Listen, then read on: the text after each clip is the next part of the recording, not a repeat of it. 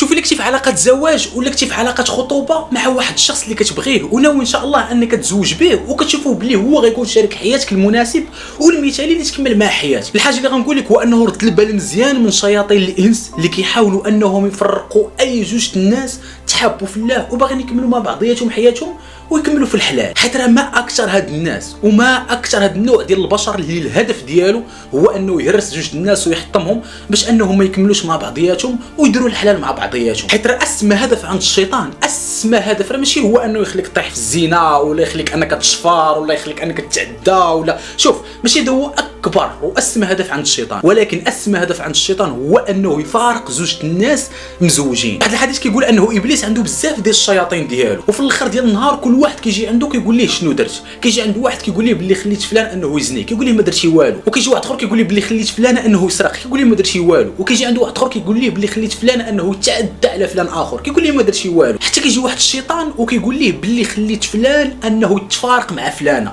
ولا خليت فلانه انه يتفارق مع فلان ولا هرست جوج الناس مزوجين وما بقاوش مكملين في الزواج ديالهم ولا جوج الناس كانوا مخطوبين وكيتسناو غير امتى يتزوجوا وخليت انه زواجهم ما يكملش وكيقول ليه انت المعلم انت هو الناضي. يعني راس ما هدف عند ابليس هو انه يهرس جوج الناس مزوجين، وبطبيعه الحال الحاجه اللي كيدير هو انه كيرسل شياطين اخرين على هيئه بشر باش انه يديروا العرقله لذاك الزواج يديروا عرقله لذيك الخطوبه باش انها ما تكملش. داكشي علاش الدراري وبنات عافاكم ردوا البال مزيان من هذا النوع ديال الناس. وهذا الشيء هذا راه قالوا لنا الله سبحانه وتعالى شحال هادي وبينوا لنا عن طريق الرسول ديالو محمد صلى الله عليه وسلم اللي طرات ليه واحد الحادثه اللي الله سبحانه وتعالى خلاه انها طرا ليه باش انه حنا نتعلموا منها باش ناخذوها بعين الاعتبار باش حتى حنا ملي نتحطوا فيها نعرفوا كيفاش نتصرفوا. وهذه الحادثه هذه سميتها حادثه الافك، وهذه الحادثه هذه تقريبا مشهوره. وهذه الحادثه هذه كالتالي: كان الرسول صلى الله عليه وسلم مع عائشه رضي الله عنها والقافله ديالهم كانوا جايين من واحد الغزو. عائشه رضي الله عنها نزلت من ديك القافله لغرض ما، ومن بعد ملي رجعت عائشه رضي الله عنها للمكان ديال القافله لقات بلي القافله ما بقاتش وباللي مشاو. وعائشه بطبيعه الحال ما عرفاش الطريق كيفاش ترجع للمدينه، وهادشي اللي خلاها انها تجلس تبقى تسنى في شي واحد يجي يرجع ليها. يعني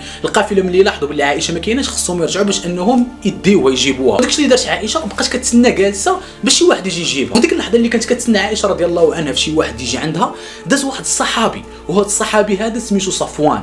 وهذا الصحابي هذا ملي داز هز عينو ويتبان لي عائشه رضي الله عنها. وبطبيعه الحال ملي عرفها عائشه رضي الله عنها زوجة الرسول صلى الله عليه وسلم بكل احترام وبكل وقار وبعد منها وخلاها انها تطلع الناقه ديالو باش انه يديها للمدينه. وبطبيعه الحال بقى بعيد عليها بكل احترام ووقار. الزوجه ديال الرسول صلى الله عليه وسلم عليه افضل الصلاه والسلام اللي هي امنا عائشه رضي الله عنها. بحال هكا ملي كانوا غاديين يوصلوا للمدينه شافوهم القوم، شافوهم حتى كيشوفوا عائشه رضي الله عنها وصفوان جاي حتى هو من البعيد. ديك الساعه نشروا واحد الشائعه كبيره ديال انه عائشه رضي الله عنها كتخون الرسول صلى الله عليه وسلم مع صفوان. تخيل نشروها في القريه كامله وما بين القوم كله، عائشه رضي الله عنها كتخون الرسول صلى الله عليه وسلم مع صفوان، واللي كيسمعها كيقولها اللي كيسمعها كيقولها. وهذا الشيء بطبيعه الحال خلى ان عائشه رضي الله عنها تحس بواحد الاحساس اللي خايب ديالها بصح. كاي انثى كتظلم وما دايره لا بيديها لا برجليها، كتسمع على راسها شي حوايج اللي ما فيهاش وشي حوايج اللي ما دايرهمش اصلا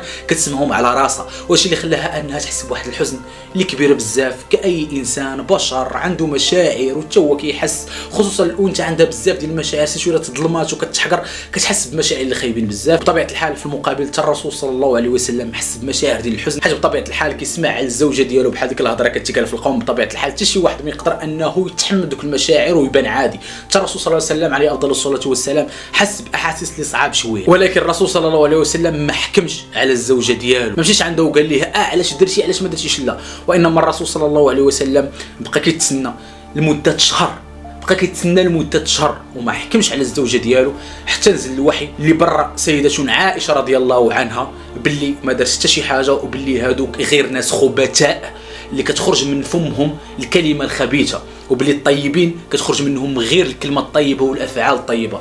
تما فين نزلت الايه اللي قال فيها الله سبحانه وتعالى: الخبيثات للخبيثين والخبيثون للخبيثات والطيبات للطيبين والطيبون للطيبات. اي انه الهضره الخبيثه كتخرج غير من عند الناس الخبيثين، اي انه دوك الناس اللي شافوا عائشه وقالوا ديك الشائعه في القوم هذوك اناس خبيثون اللي كيخرجوا من فمهم غير الهضره الخبيثه. اما عائشه رضي الله عنها فهي انسانه طيبه وبطبيعه الحال كيجيو منها غير الافعال الطيبين.